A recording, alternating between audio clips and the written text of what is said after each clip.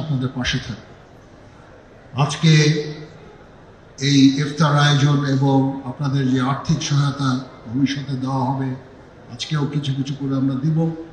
এর উদ্দেশ্য একটাই, এটার জন্য এই যে আমাদের বিজনেস এন্টারপ্রেনার ব্যাংকার্সরা তারাও এখানে উপস্থিত হয়েছেন,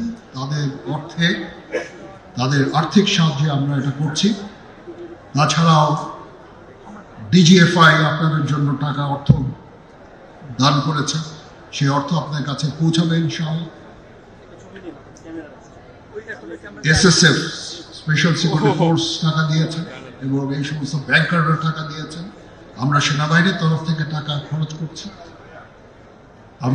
আমরা আজ পর্যন্ত 4200-র উপরে আহতদের চিকিৎসা আমরা দিয়েছি এবং দিয়ে যাচ্ছি।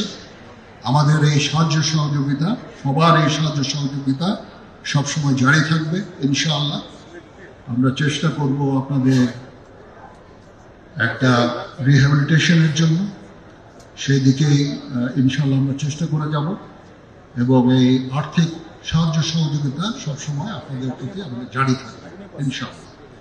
আপনারা কখনো মনোবল হারাবেন না, মনোবল হারানোর কিছু নাই।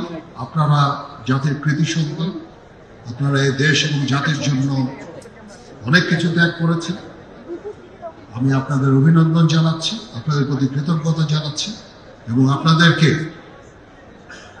এই অ্যাসুরেন্স দিচ্ছি যে আমরা সবসময় আপনাদের পাশে থাকবো ইনশাআল্লাহ।